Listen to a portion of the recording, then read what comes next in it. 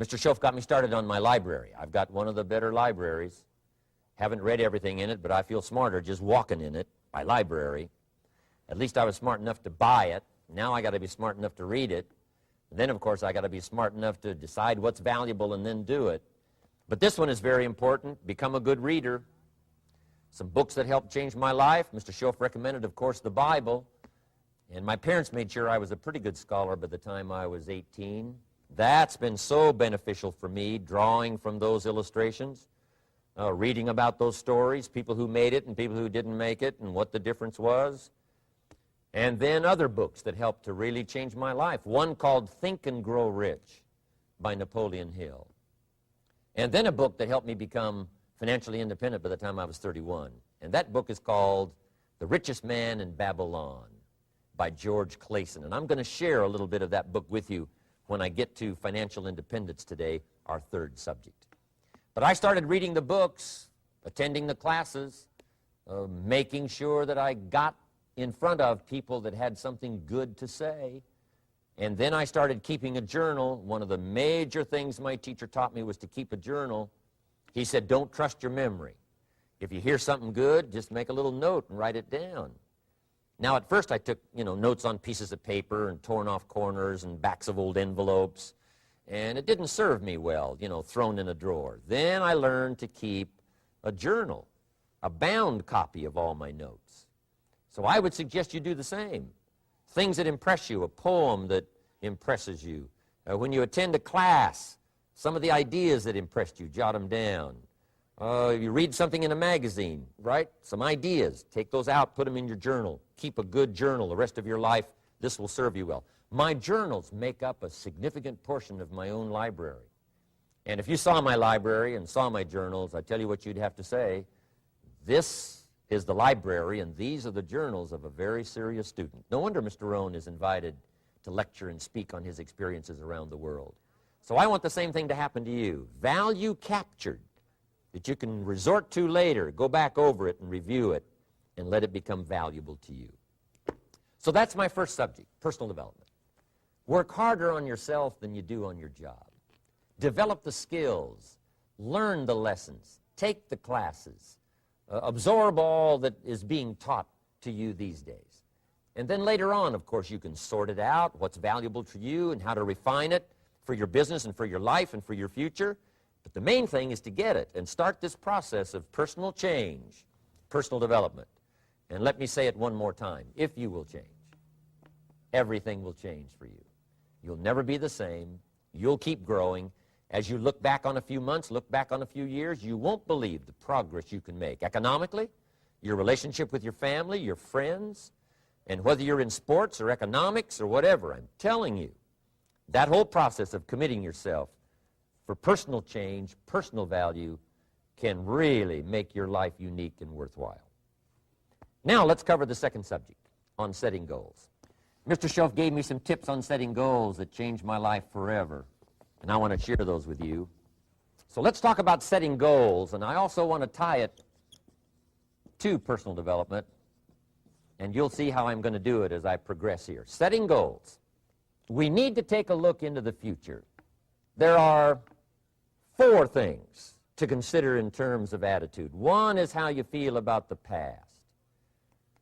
Best advice I can give you on that is treat the past as a school. Let it teach you the mistakes you've made, the things that went wrong, the things that didn't work. Don't use the past as a burden to carry, and don't use the past as a club to beat yourself to death. Past losses, past failures, past mistakes. But let the past be a school. Tough school maybe. We've all been through some tough stuff. So if you feel good about the past, draw from it for experience and let it teach you. Then next is how you feel about the future. We've got to have the future well designed. The future is called the promise. And here's what we teach in our leadership series. The promise of the future can be an awesome force for your own future. The promise of the future, designing the future. There's 2 ways to face the future. One is with apprehension, and the other is with anticipation. I promise you, in my travels around the world, most people face the future with apprehension. And here's why. They don't have it well designed. They've sort of left that up to someone else to fix. But here's the best way to face the future: with anticipation. And you can face the future with anticipation if the future is clear, if the future is well designed. And I would like to have you consider some thoughts with me that help me to really change my future by giving it some thought and some consideration. And here it is. In setting goals, it's very simple. Number one, decide what you want. You just take a little time. You sit down and say, what do I want? What kind of skills do I want? What kind of income do I want for the future? What would I like? Where would I like to go? Places I'd like to visit. Habits I'd like to acquire. Skills I'd like to have. You just take a little time to think about what you want. Economics, friendships, people you'd like to meet, places you'd like to go. You just take some time. And then I suggest, when you've thought about what you want for the future, make a list. Just jot it all down. It's really a very simple process. And then here's number 3. Keep all the old lists. I'm telling you, this served me so well, keeping my old list of goals. I look back now 10, 20 years ago at goals I set, lists I made, and I smile now because here's what I thought was so important, 20 years ago. Now some of those things aren't even on my list. I've got a new list. I've grown. I've changed. I've matured. But I give you that advice. Decide what you want. Number 2, write it down. Number 3, keep the old lists. And then here's number 4. When you get something that's on one of these lists, check it off. Part of the fun of having a list is checking it off. And then if you can add some drama to checking it off, see, that's what really helps. I set a goal to go to Spain many, many years ago. And when I finally made my first trip to Spain, I had that journal with me that had that list in it. And while I had my journal on my lap, waiting for the wheels to touch down in Madrid, I waited until the wheels touched the runway, and I checked it off. Just adding a little drama. So, part of the fun of having a list is checking it off.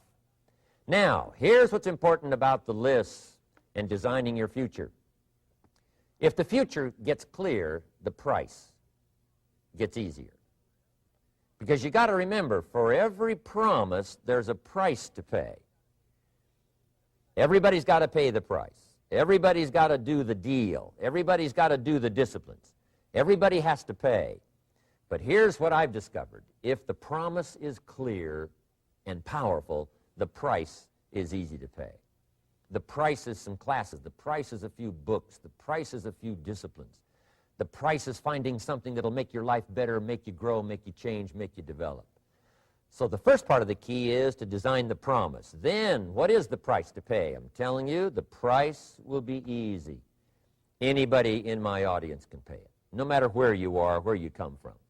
Color doesn't matter, religion doesn't matter, where you grew up doesn't matter, circumstances don't matter. I'm telling you, if you'll make the promise of the future clear for yourself, the things you want, the places you want to go, the things you want to have, the person you want to become, the skills you want, the homes you want, the future you want, the friends you want, all of the values of life that you could possibly want.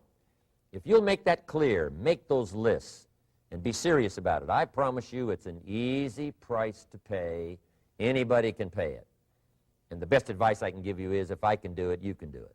Farm boy from Idaho, raised in obscurity, I changed my life, turned it upside down, turned it all around, found economics, found future, found promise, and if I can do it, you can do it. So, start setting your goals and see if you can't get a better excitement going for the things you want to accomplish for the future.